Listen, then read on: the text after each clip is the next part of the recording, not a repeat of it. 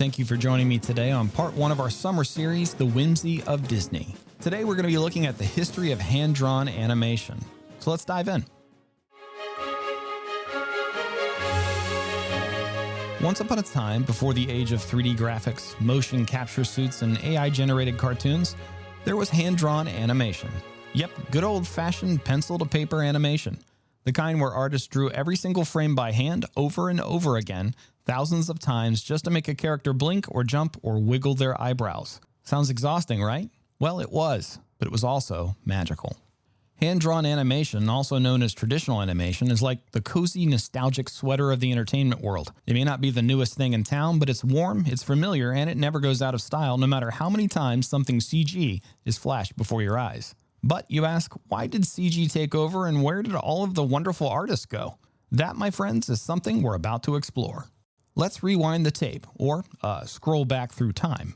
Before cartoons hit the big screen, they lived in flipbooks, those little stacks of drawings that come to life when you thumb through them quickly. It was like TikTok before TikTok. The first animated films were silent, black and white, and kind of wild. In 1908, a French artist named Émile Cole created Phantasmagorie, often considered the first true animated film. It looked like a doodle come to life, with shapes constantly transforming and bouncing around the screen like a fever dream. It didn't make a whole lot of sense, but it sure was fun to watch. Enter the mouse, Disney's big splash. Fast forward a couple of decades and along comes a squeaky-voiced mouse on a steamboat. Mickey Mouse, to be exact. In 1928, Walt Disney introduced the world to Steamboat Willie, and people lost their minds. Why? Because this cartoon had synchronized sound. Mickey whistled, gears cracked, and ducks squawked, right in time with the animation. In a world where nearly everything can be animated, though it probably shouldn't, it's difficult to imagine a time where all of this was so important. But it wasn't just important, it was revolutionary. And there's a very good reason why. 9 very good reasons why, to be exact. The 9 old men, often mistakenly called 7, most likely due to the success of Snow White and the 7 Dwarfs, were Walt Disney's core team of legendary animators who shaped the golden age of hand-drawn animation. These 9 artists, who I will now proceed to name out of respect for the medium, and most likely butcher some of the pronunciations, were as follows: Les Clark, Mark Davis, Ollie Johnston, Frank Thomas, Milt Kahl, Ward Kimball, Eric Larson, Wolfgang Reitherman, and John Lounsonberry.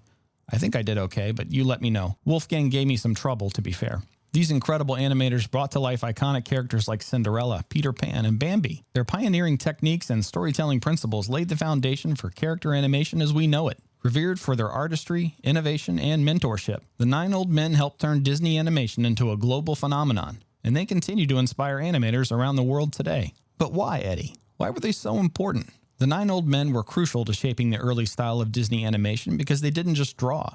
They defined how animated characters could think and move in believable ways. They helped develop the 12 principles of animation like squash and stretch, anticipation and timing, which gave Disney characters a sense of weight, emotion, and personality that audiences had never seen before. Each animator had unique strengths. Some were masters of dramatic acting, others of comic timing or animal movement. Together, they transformed animation from simple motion into an expressive storytelling art form, setting the gold standard for decades to come. Need a famous example? Bambi from 1942, where the animators used anticipation and follow-through to realistically show how Bambi stumbles and regains his balance on the ice. These principles made the motion feel believable and adorable. Can this be done on a computer today? Well, of course it can. But consider this for just a moment. Computers were designed to emulate perfection, to use code, ones and zeros, to get things exactly right the first time. I present to you the idea that it's the imperfections in the hand-drawn animation that not only makes it more powerful, but more realistic. As human beings, we understand that despite our best efforts, perfection is impossible to achieve. When we sit down to watch a film, no matter what that story may be, we all have to deal with that pesky suspension of disbelief. I believe that something in our brains switches on when something looks a little too perfect or spot on. Disney didn't stop there. In 1937, the studio released Snow White and the 7 Dwarfs, the first full-length animated feature. People thought Walt had gone bananas. Who's going to sit through a 90-minute cartoon, they asked. Turns out, everyone. The film was a huge hit and Disney followed it up with a parade of classics: Pinocchio, Bambi, Cinderella, and more. Meanwhile, other studios jumped in, creating legendary characters like Bugs Bunny, Daffy Duck, and Popeye. Saturday morning cartoons were born and kids everywhere had a reason to wake up early, besides cereal. And don't get me started on the cereal, the toys, the marshmallows, oh sweet 1980s nostalgia, the marshmallows.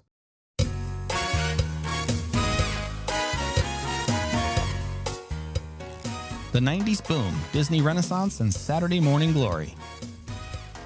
Let's skip ahead a bit to the neon-colored slap bracelet-wearing 1990s, a golden time for hand-drawn animation lovers. Disney kicked off the decade with The Little Mermaid, followed by a powerhouse lineup. Beauty and the Beast, Aladdin, The Lion King. It was basically hit after hit with catchy songs, talking animals, and enough drama to make a telenovela jealous. Over on TV, things were just as exciting. Shows like The Simpsons, Animaniacs, and Doug brought hand-drawn animation into living rooms every week. Life was good.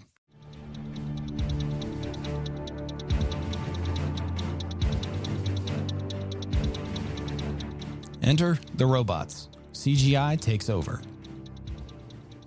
But then the computers came. In 1995, Toy Story hit theaters, and it was the first full-length film made entirely with computer animation. It looked cool. It was cool.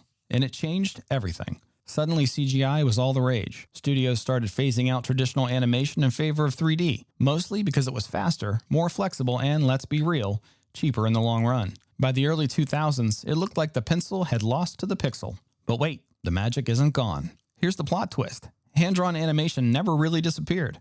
Sure, it's no longer the default style in big-budget films, but it's still alive and kicking. Take Studio Ghibli, for example. This Japanese animation studio, co-founded by the legendary Miyazaki, kept the hand-drawn flame burning with films like Spirited Away, My Neighbor Totoro, and Howl's Moving Castle. These movies are not only beautifully animated, they're full of heart, wonder, and giant cuddly creatures. And in recent years, there's been a quiet comeback. Indie creators, passionate animators, and even major studios are experimenting with 2D styles again. Movies like The Princess and the Frog remind us why we fell in love with hand-drawn animation in the first place. It's personal. It's imperfect in the best way. It feels like someone poured their soul into every frame.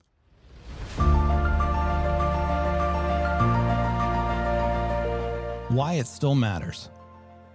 So why do we still care about hand-drawn animation in a world of hyper-realistic dragons and space battles rendered in 12K? Because it's art. Because every frame is a tiny masterpiece. Because there's something magical about watching a bunch of drawings come together to laugh, cry, dance, and sing. Hand-drawn animation has a charm and humanity that CGI sometimes lacks. It feels like someone made it, not like it was manufactured. Plus, let's face it, cartoons are fun. They're part of our childhoods, our comfort zones, our rainy days and Saturday mornings. And whether it's a hand-drawn teacup singing a love song or a goofy bunny outsmarting a hunter, those characters stick with us. The end, but not really. So here's to hand-drawn animation, the pencil-powered art form that walked so CGI could run. It may not dominate the box office anymore, but it will always have a place in our hearts, and probably on our favorite streaming services too. Now, if you'll excuse me, I need to go rewatch Sword in the Stone and cry into my popcorn. In the next episode, we'll take a deeper look at what Disney magic actually is, what it's made of, and is there a recipe for it? I mean, if you were having a really rotten day, wouldn't it be fantastic to be able to cook up some Disney magic and float away for a bit? Okay, maybe I'm overreaching. Let me quit while I'm ahead. Join us on the next episode of our special summer series, The Whimsy of Disney Animation. Make sure you're subscribed for the latest episodes as they drop, and thank you for listening today. See you next time.